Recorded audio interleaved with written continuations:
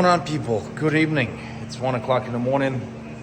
I have a guy who's coming to pick up my old van tomorrow morning. It's supposed to be a friend of mine. He does flooring, and I told him, I says, look, I got myself a new van. I put a motor in it. I'm willing to sell this. You asked me a long time ago. You want it, you can have it. And I explained to him exactly what the problems is and everything else.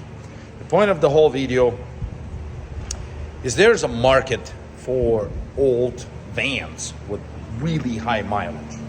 So this specific van has 545,000 miles. As you can see, it has some rust. It stinks a lot, especially if you let it idle for the extended period of time. I don't understand why. I did injectors on it. I thought it was injectors, so I changed the injectors twice, and did not solve the problem. And I did regens numerous times. The DPF is not clogged up according to my scanner, which is right there.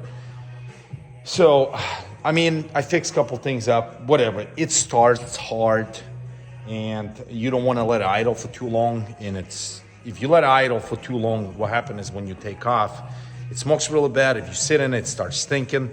But for reason being, because the tailpipe was missing. So today I actually called a buddy of mine who sell used parts, and I says, hey, do you have a tailpipe for Sprinter? And he says, yes, I do. So I bought a tailpipe. The tailpipe was coming out basically just to pass. This is which way? This is the door. It was coming out just right here. So I ran over the axle, and it's coming out pretty much in the rear. So that should solve the problem. I believe it is a market for old vans like this. People actually buy them. Construction guys will buy them for like a storage. As long as they move, they can go from point A to point B.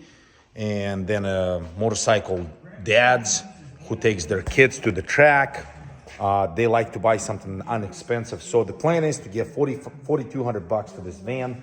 I did spend, I don't think I'm even going to get my money back, but I used it. I built a house with it. I hold a lot of garbage. I hold a lot of plywood, sheetrock, whatever, insulation, all kind of different stuff.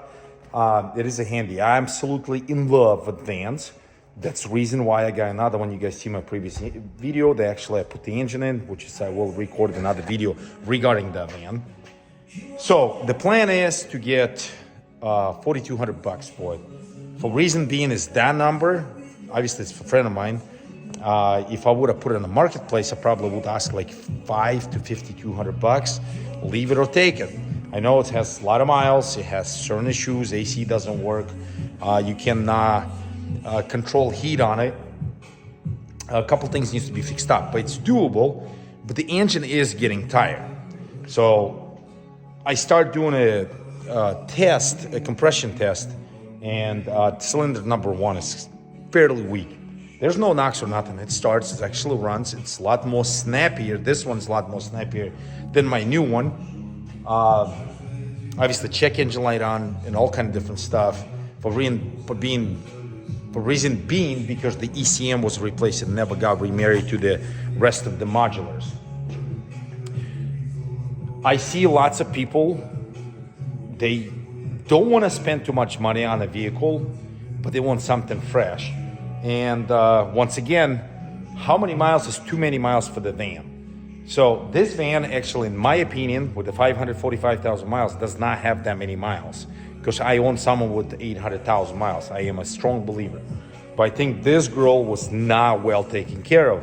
I think they ran it fairly heavy, and then when they start having problems, they just get rid of it. And then another guy bought it, and he used it for his purpose, and they just get rid of it. And at a certain point, it's like too far gone to spend kind of money. So I end up buying it, and just on my spare time, fix it up a little bit. It starts really hard. It cranks for a very long time.